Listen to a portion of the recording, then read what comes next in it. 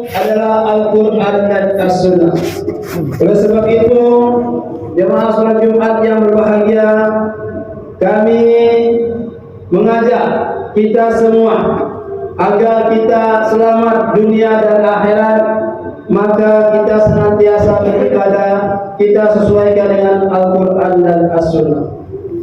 Selanjutnya, khotib mengajak kita semua, mari senantiasa kita memperbarui keimanan dan taqwa kita pada Allah Subhanahu wa taala, yaitu kita senantiasa mempercayai bahwasanya hidup dan mati kita ini karena Allah Subhanahu wa taala.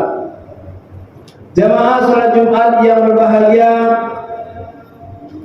judul khutbah kita pada siang ini adalah 4 posisi anak dalam Al-Quran.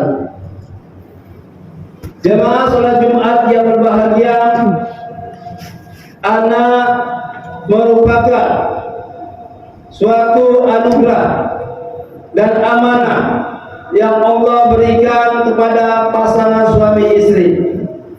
Setiap pasangan suami istri ingin sekali mempunyai keturunan untuk meneruskan perjuangan kedua orang tuanya dan memperjuangkan ajaran Islam di negara yang kita cintai ini. Tapi dalam dunia sekarang ini, dunia informasi komunikasi yang canggih ini, sekarang ini tidaklah mudah untuk mendidik anak menjadi anak yang soleh dan soleha.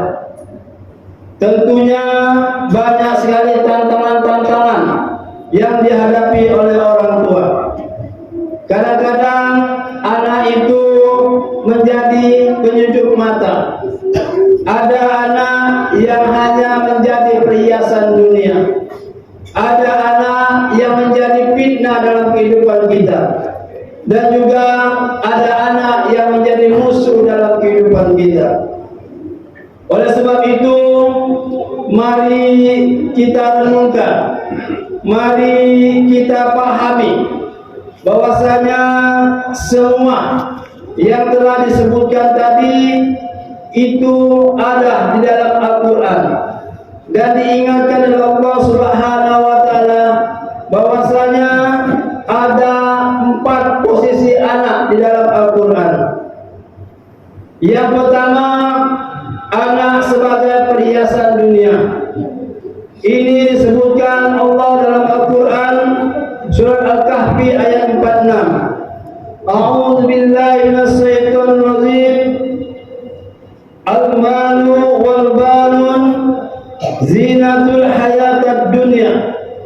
Yang artinya harta dan anak-anak adalah perhiasan dunia. Yang namanya perhiasan, setiap kita akan selalu dijaga, dipelihara, disimpan dengan sebaik-baiknya. Itulah perhiasan. Begitu juga anak. Kadang-kadang anak itu hanya perhiasan dalam kehidupan rumah tangga.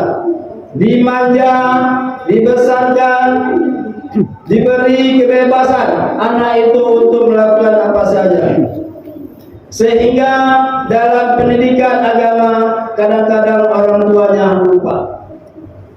Yang kedua, anak sebagai fitnah. Allah berfirman dalam Quran surat At-Taghabun ayat 15, A'udzu billahi minasyaitonir rajim. Innama amwalakum wa auladakum fitnah. Yang artinya sesungguhnya hartamu dan anak-anakmu hanyalah cobaan atau ujian bagimu. Kita sekarang banyak melihat orang tua menjadi fitnah karena kelakuan oleh anak-anaknya. Anak orang tuanya rajin ke masjid, rajin ke pengajian, tapi anak-anaknya menjadi anak-anak yang selalu menyusahkan dalam kehidupan bermasyarakat, sering mabuk, sering berjudi, sering berkelahi dan sebagainya, sehingga orang tua yang soleh jadi pembicaraan masyarakat. Inilah yang menjadikan anak kita itu menjadi fitnah dalam kehidupan berumah tangga kita. Yang ketiga, anak sebagai musuh. Dalam Al-Quran disebutkan, A'udzu billahi minasyaitonir rajim.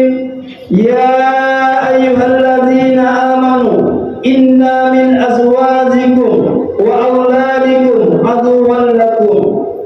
Yang artinya, wahai orang-orang yang beriman, sesungguhnya di antara istri-istrimu dan anak-anakmu ada yang menjadi musuh bagimu. Dalam kehidupan kita juga ada anak yang menjadi musuh kita, yaitu anak-anak yang menghalangi gerak dakwah kita untuk mensiarkan ajaran Islam.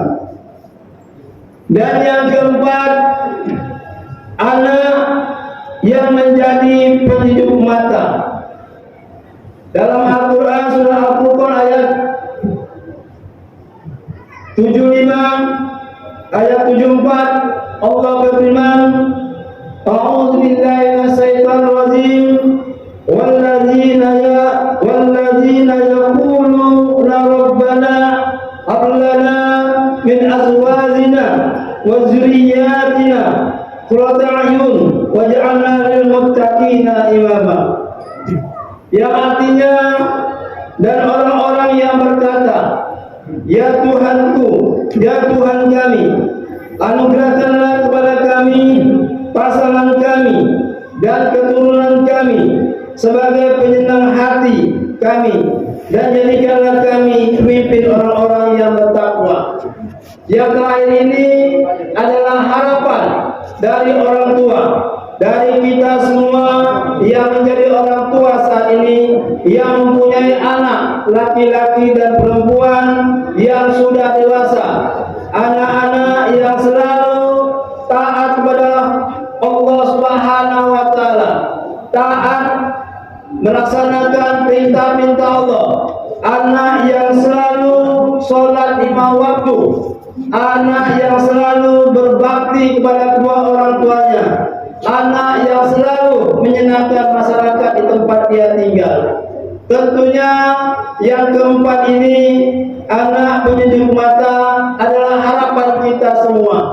Dan menciptakan anak penyejuk mata tidaklah gampang di zaman saat ini. Oleh sebab itu, mari kita senantiasa tidak hentinya mendoakan anak kita menjadi anak yang soleh dan solehah. Rabbana hab lana min azwajina wa dzurriyyatina qurrata a'yun waj'alna lil muttaqina imama. Jemaah salat Jumat yang berbahagia, demikian khotbah yang kami dapat sampaikan. Mudah-mudahan 4 posisi anak dalam Al-Quran ini bisa kita pahami, kita pelajari, dan kita ketahui, agar kiranya anak kita tidak menjadi anak sebagai perhiasan dunia saja, tidak menjadi fitnah, dan tidak menjadi musuh kita. A'udzu billahi minasyaitonir rajim. Bismillahirrahmanirrahim. Wal 'asr innal insana lakhusir illal ladzina amanu wa 'amilus shalihat wa tawassaw bil haqq wa tawassaw bis sabr. Barakallahu li wa lakum fil Qur'anil 'azim wa nafa'ani wa iyyakum